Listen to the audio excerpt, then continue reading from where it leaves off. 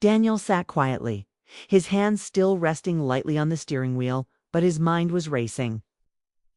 The weight of what he had just said hovered between him and Margaret like a fragile thread, trembling in the afternoon light. He had confessed. His fears, his loneliness, and his sense of invisibility within his marriage. For the first time, he had let someone see the depth of his struggle, the quiet ache that had grown inside him over months of distance and unspoken words. Margaret didn't interrupt. She only watched him with steady, calm eyes, the way someone might watch a child learning to ride a bike, ready to catch them if they fell. But allowing them to find their balance, Margaret felt the pull of empathy stronger than ever.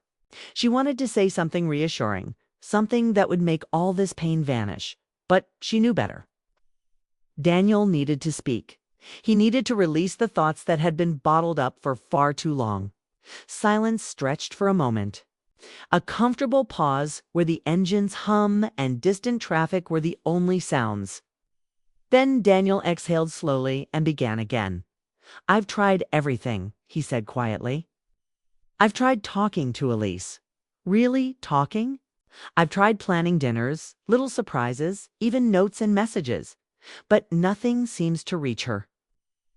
His voice faltered slightly, betraying the exhaustion and frustration he had kept hidden behind polite smiles and everyday conversations. Margaret's heart ached for him. She had watched him at family gatherings, always polite, always thoughtful, always trying to make everyone feel comfortable. And now here he was, vulnerable and raw, a side of him she had never seen before. Margaret leaned back slightly, giving him the space to continue, but keeping her presence steady. "Sometimes," she said gently, "people don't see what's right in front of them. They get caught up in routines, responsibilities, and distractions. Doesn't mean love is gone. It just means it's waiting to be noticed." Daniel nodded slowly, but his expression didn't lighten. "I know she loves me," he said, his words quiet but firm, "but it feels like we're living in two different worlds. We share a house, but we don't share moments anymore. I try to reach for her, but every time I feel like I'm reaching into empty air." Margaret's chest tightened. She had sensed distance between them before, but hearing it voiced so clearly made it real in a way she hadn't expected. She remembered Elise as a young woman full of energy, laughter, and ambition. And she thought of the quiet moments when mother and daughter had talked late into the night. How had things shifted so quietly, so easily? Margaret realized that life's small distractions, unspoken frustrations, and the pressures of work and responsibilities could slowly erode intimacy without anyone even noticing. Daniel continued, his voice trembling now with the weight of unshared fears. "I've tried to be patient," he said. "I've tried to wait, to give her space, to let her breathe. But sometimes patience doesn't feel like a virtue. Sometimes it feels like standing alone in a storm, hoping someone else will find their way to you." Margaret wanted to tell him that he wasn't alone, that love could survive the quiet drift if both people were willing to fight for it. But she also knew that words without understanding could sound hollow. She decided to listen, to let him pour out the bottled-up pain that had been building for months. "I feel like I'm failing," Daniel said, his eyes finally meeting hers in the rearview mirror. "I want to be a good husband. I want her to feel seen and loved, but lately, I'm not sure I even know how anymore." Margaret's heart ached. She could see the sincerity in his eyes, the genuine love he still held for her daughter. Was rare, the kind of devotion that didn't fade easily, the kind that quietly endured through mistakes, miscommunications, and life's inevitable pressures. She admired that in him, but she also felt the weight of the problem he was describing. This wasn't something she could fix for them. It was something they had to navigate together. Daniel shifted slightly in his seat, his hands tightening on the steering wheel. "I want to talk to her again," he said, almost as if testing the idea on himself. "Okay. But every time I do, it ends in frustration or misunderstanding. And then I'm left feeling even further away." Margaret nodded slowly. "Communication isn't just about words, Daniel. It's about presence, about being fully there when the other person needs you, even if they don't ask for it. Sometimes you have to create those moments yourself, small steps, small gestures, and hope that over time they build bridges instead of walls. Daniel's gaze softened, but the uncertainty in his eyes lingered. And if it's too late? He whispered. What if I've waited too long? Margaret let out a quiet sigh. She understood that fear. She had seen it in countless relationships. The dread that a small mistake or a long period of neglect could permanently damage a bond. But she also knew that love wasn't always about perfect timing. Sometimes it was about courage, about taking the next step even when you were unsure of the outcome. You can't change the past, she said gently, but you can influence the future. What matters now is what you do next, how you choose to approach her.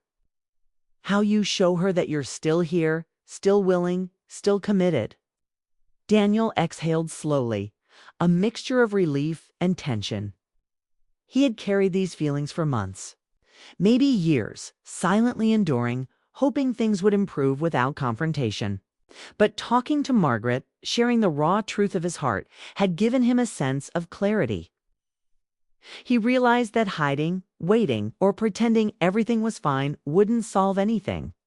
Action, honesty, and vulnerability were necessary.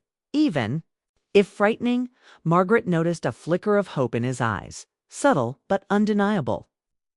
It was not the kind of hope born from certainty, but the kind that emerges when someone recognizes a path forward, even if it's difficult. You have the chance to change things, she continued. But it has to come from you. You have to reach out, openly, honestly, and without fear. You have to speak your heart, not with frustration, but with love. Daniel nodded slowly, absorbing her words. The sunlight filtered through the windshield, casting soft shadows across his face. He looked younger, somehow lighter, as if releasing the weight of months of silent struggle had given him a small but significant lift. He glanced at Margaret, gratitude evident in his expression. "Thank you," he said quietly. "I don't know what I would have done if I hadn't talked to you today." Margaret smiled gently, her hand resting lightly on the edge of the dashboard. "Sometimes we just need someone to listen," she said. "Someone who can hear the truth without judgment. Someone who reminds us that love is worth fighting for, even when it's hard." Daniel exhaled, his shoulders relaxing slightly.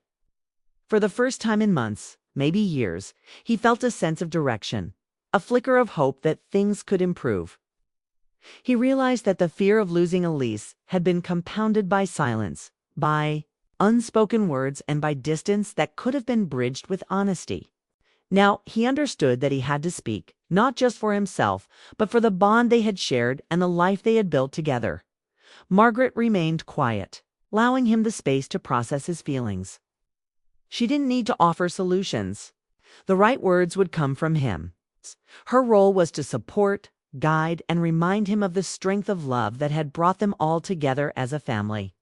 She had seen love endure through countless challenges, and she knew that even in the quietest, most fragile moments, it could still survive if nurtured with honesty, patience, and courage. The car continued to roll slowly through the streets, approaching the grocery store parking lot. Daniel didn't stop immediately. He seemed reluctant to break the fragile bubble of clarity and understanding that had just formed. He exhaled deeply, finally allowing himself a moment of vulnerability. "I've been scared," he admitted, his voice barely above a whisper. "Scared that the distance between us might be permanent. Scared that the love we had isn't enough anymore." Margaret felt a pang of empathy and sorrow. She wanted to tell him that fear is natural, that love is rarely easy, and that the very fact he was speaking now was proof of his commitment. She wanted him to understand that vulnerability was not weakness, and that taking the next step, opening his heart fully, could be the bridge they both needed. "You have a chance, Daniel," she said softly, "to show her that you're still here, that you care, that you want to understand. But it has to be honest. It has to come from your heart, Not fear or frustration, but love and longing. Daniel nodded again, taking in her words with the seriousness of a man who finally recognized the weight of responsibility he carried. He realized that love required courage, and courage meant facing fears, speaking difficult truths, and accepting the possibility of discomfort in the pursuit of connection. Margaret watched him carefully, noting the subtle shifts in expression, the small signs of hope, and the vulnerability that had finally surfaced. She felt a mixture of pride, empathy, and quiet concern. She knew that the next steps would be difficult, that there would be challenges ahead, and that the future was uncertain. But for the first time in months, she saw a spark of possibility, a chance for love to heal, for understanding to grow, and for a family to reconnect, as they finally pulled into the parking lot. Daniel kept the engine running, taking a deep breath. "I'll talk to her," he said quietly, almost to himself. "I'll tell her everything." The sun was beginning to dip toward the horizon as Margaret and Daniel stood outside the car, the air filled with a gentle evening breeze. The grocery store parking lot was busy with the usual hum of people running errands. But for them, the world felt suspended, like the ordinary noise of life had faded into a distant background. Margaret could sense that Daniel had gathered his courage, that something had shifted within him during their long conversation. She had guided him, listened, and offered gentle advice. But now it was time for him to act on his own. Daniel ran, a hand through his hair, his fingers trembling slightly, betraying the nerves that had been building inside him for hours. He felt a strange mixture of fear, hope, and determination. Fear because the conversation he was about to have with Elise could go any number of ways: rejection, misunderstanding, anger. Hope because he had finally found clarity, and he believed there was still love strong enough to survive. Determination because he understood that avoiding the issue would only deepen the distance between them. Margaret watched him, her hand resting lightly on his shoulder. "You can do this," she said softly. "Speak honestly. Listen and let her know that you care." Daniel nodded, swallowing hard. He felt a lump in his throat as he thought of his wife waiting at home, unaware of the storm brewing inside him. Elise had always been passionate, strong-willed, and independent, and that was part of what had drawn him to her years ago. But now, the passion that had once been a source of joy sometimes seemed to create distance, walls built from pride, exhaustion, and miscommunication. He had loved her silently, patiently, and deeply, but silence had begun to feel like a barrier, and he knew that if he didn't speak, the barrier would only grow higher. Margaret gave him a reassuring smile, a gentle encouragement that seemed to light a small spark inside him.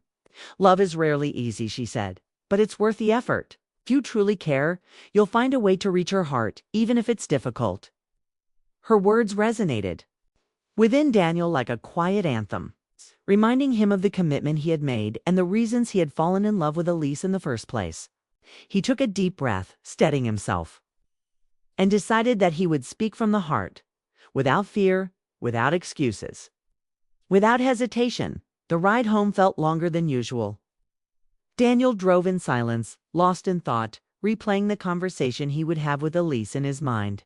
He considered every possible reaction, every possible outcome, and yet he knew that the only way forward was honesty. He had to trust that their love was strong enough to withstand the truth.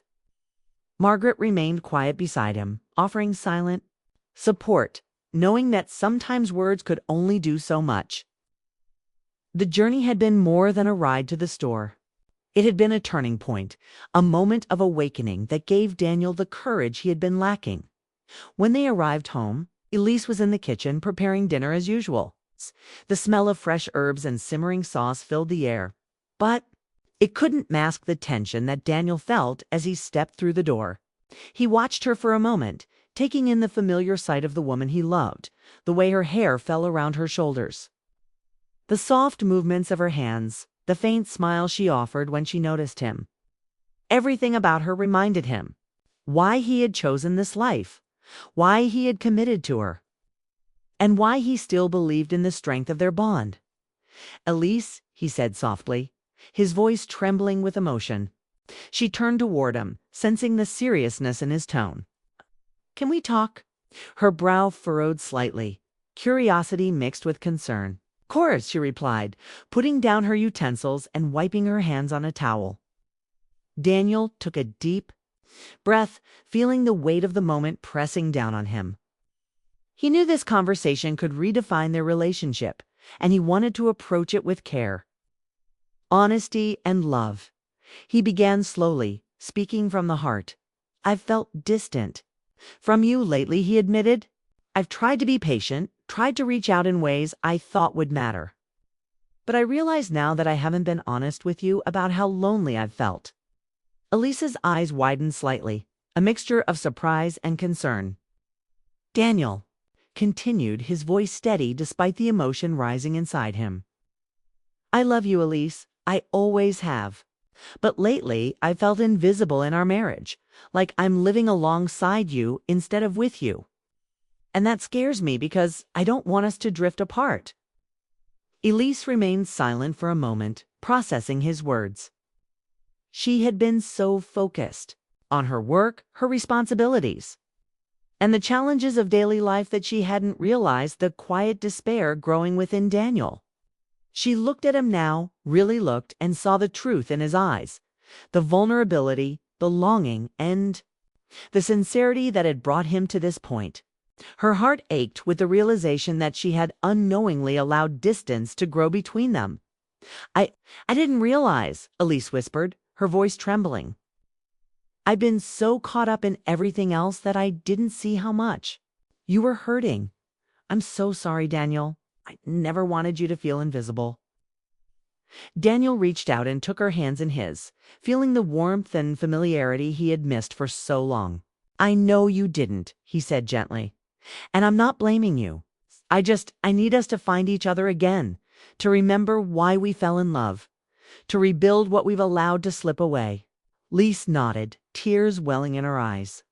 She could feel the weight of his words, the honesty and the love that had always been there, patiently waiting. "I want that too," she said softly. "I don't want us to drift apart. I've been so focused on everything else that I forgot what matters most, us." They stood there for a long moment, hands clasped, hearts beating in quiet unison. The kitchen, filled with the aroma of cooking, became a place of renewal, a space where vulnerability and love could coexist. Daniel felt a sense of relief wash over him, a lightness he hadn't felt in months. He realized that speaking his truth had been the first step. But the journey ahead would require continued effort, patience, and understanding. Over the next few days, Daniel and Elise began to reconnect in ways that felt both familiar and new. They shared quiet dinners, long conversations, and small gestures of affection that reminded them of the foundation of their love. Daniel noticed her smiles again, the way her eyes lit up when she laughed, the subtle gestures that had once made his heart soar. Elise felt the warmth of his presence, the steady strength that had always been there. And she realized how much she had missed him. Margaret watched from a distance, a quiet smile on her lips. She had guided him, supported him, and offered the gentle wisdom of experience. But she knew that the real work belonged to them. Love required effort, honesty, and courage, and she could see both of them embracing that truth. The family home, once filled with the quiet tension of distance and misunderstanding, began to feel alive again, full of hope and possibility. As the weeks passed, Daniel and Elise rebuilt their connection. Slowly but surely, they learned to communicate openly, to express their needs, and to listen with empathy. They remembered the little things that had drawn them together in the first place: shared jokes, quiet moments, and the joy of being in each other's presence. The love that had been strained by distance and distraction was now reinforced by honesty, courage, and mutual understanding. Margaret felt a deep sense of satisfaction and relief. She had witnessed the power of truth and vulnerability, the way that speaking from the heart could heal wounds and bridge gaps that seemed insurmountable. She had seen a son-in-law who loved fiercely, a daughter who had been blinded by the pressures of life, and a family finding its way back to each other through patience, empathy, and love. One evening, as the sun set in shades of gold and pink, Daniel and Elise sat together on the porch, holding hands and watching the world grow quiet. The air was filled with a gentle peace, a sense of renewal that neither had expected but both had longed for. Daniel turned to Elise, his eyes filled with tenderness and gratitude. "Thank you," he said softly, "for listening, for understanding, and for choosing to fight for us." Elise smiled, her eyes glistening with tears. "Thank you," she replied, "for speaking your heart, for trusting me, and for never giving up on us." In that moment, they both understood that love was not about perfection. It was about effort, patience, vulnerability, and the courage to face uncertainty together. The challenges of the past had taught them the value of communication, the importance of empathy, and the strength that comes from facing fears with honesty. They had learned that even when distance threatens to pull people apart, love can endure. If nurtured with care, attention, and open hearts. Margaret stood at the doorway, watching them with quiet pride. She knew that life would continue to bring challenges, but she also knew that the foundation of their love had been reinforced by courage, honesty, and mutual respect. The family, once at risk of drifting apart, had found a way to reconnect, to heal, and to move forward together. And as the evening grew darker, the house filled with warmth and quiet laughter. Daniel and Elise embraced the knowledge that love, when nurtured with honesty and vulnerability, could weather any storm. Margaret felt a sense of peace, knowing that sometimes the smallest gestures, the quietest confessions, and the gentlest guidance could change the course of a family story forever.